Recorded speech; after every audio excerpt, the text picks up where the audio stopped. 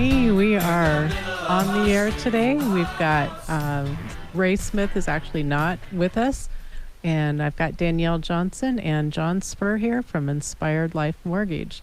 So the first question of the hour is going to be, how much time are we going to spend talking about Ray and not real estate? The entire hour.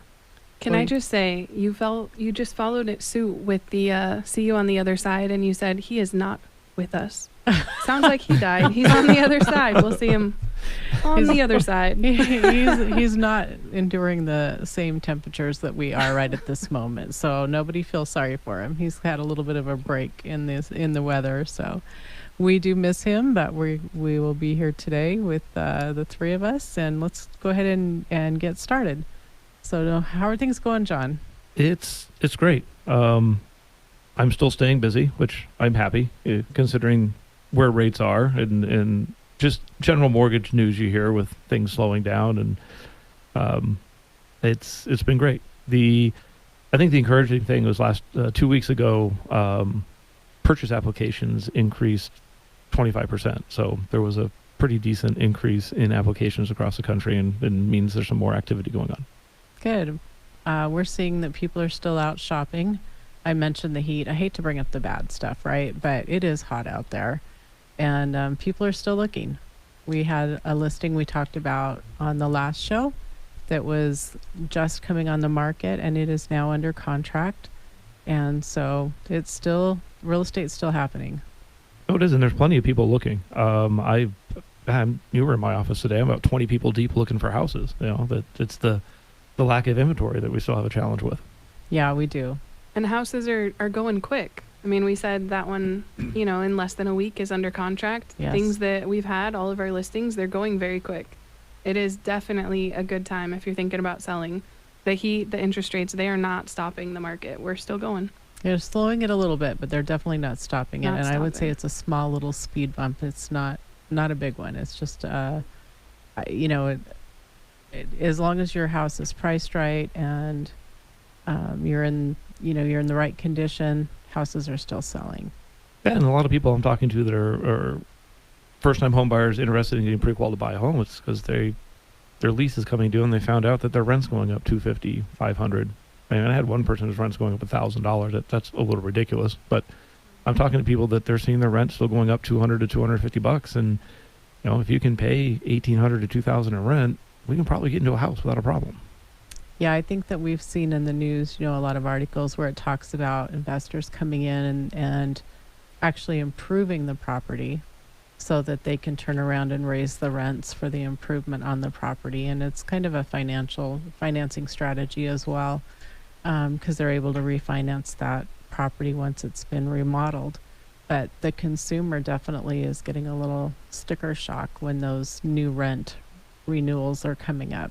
I have a rental that's vacating at the end of the month, and we're going to go in, new carpet, new tile, new paint, remodel the bathrooms, and we're going to put it out there for higher rent. I mean, that's absolutely what is happening. You want to tell anybody about the rental, or is it too soon? It's too soon. Too soon. I don't need my phone ringing that much yet. Well, so in a few weeks, we might have to give an update then on that rental property, because I happen to have seen the house, and it's a great place. I'm pretty sure you guys sold me the house. I wasn't going to say that, but I'm pretty sure we did.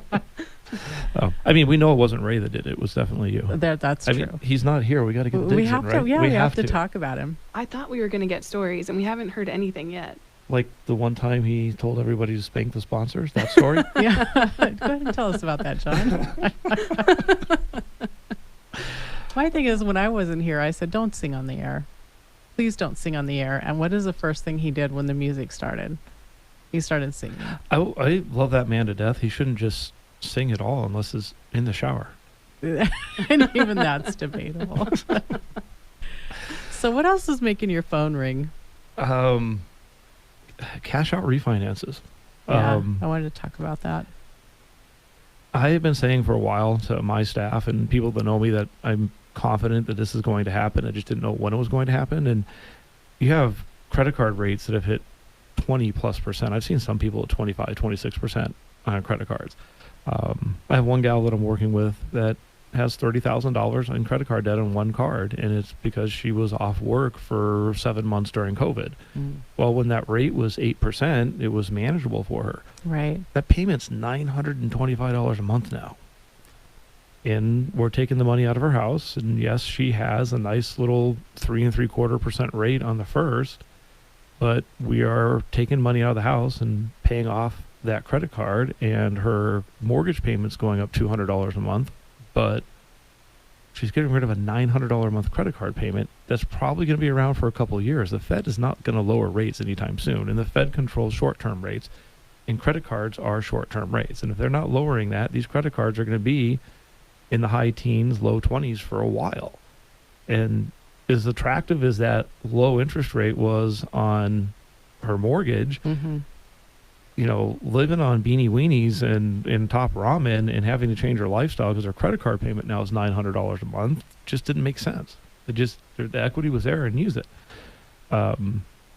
Closed-end seconds. HELOCs were kind of all the rage. Now the rates on those have gotten so high with the Fed continuing to raise rates that they're not really attractive, but closed-end seconds is something else that we're doing a lot of, and that's just a fancy way of saying a fixed rate, fixed term, fixed payment loan where you don't have to touch your first mortgage. I'm doing a loan for a gal that has $50,000 worth of unsecured debt. Her monthly payments on that is almost $1,800 a month. And the closed-end second we're doing for her on a 20-year drops the payment to $351. Just $1,700 to the positive, and she's going to be able to go back and live her life the way she was living it before rates went through the roof. Wow, that's significant. So last month, I think we did 10 purchase transactions and 2 cash outs. This month, we're looking at 8 cash outs and 1 purchase transaction. So it's just been overnight, there was a huge shift in people looking at how do I deal with this debt load that's come on with not working during COVID and coming up with ways to pay the bills, interest rates going up on unsecured debt. I think it's finally starting to weigh on people, and they need to come up with a solution. And I think we've mentioned before, but by the time that you are in trouble because those rates have gone up and the payments have gone up, if you start missing payments, then you're going to have a hard time qualifying for a loan to be able to do something like what you're talking about now. I had a gentleman miss a $30 payment on a department store card, and his credit score went from low 700s to the low 600s, and we weren't able to do the transaction on a $30 payment. So don't get to a point where you're not going to be able to make payments. We got to, get on top of it now before you are going to miss a payment, because once that credit score drops, a lot of the options go out the window, and we start doing what I call a Band-Aid for a shotgun wound, and it ends up being 2 or 3 transactions in a year to clean up the process. Wow. We have talked about doing credit repair and the fact that you can do that and you can help people with that, but you're way ahead of the game just to stop it before the bleed starts. Well, absolutely. I mean, there's no reason to not take a look at it now and come up with a game plan as opposed to wait until it's too late. Because once that credit score goes down, it's really difficult to get it back up, and it takes a while to do it. Yeah, okay, so we are going to go to the break, and we will be right back with John Spurr from Inspired Life Mortgage.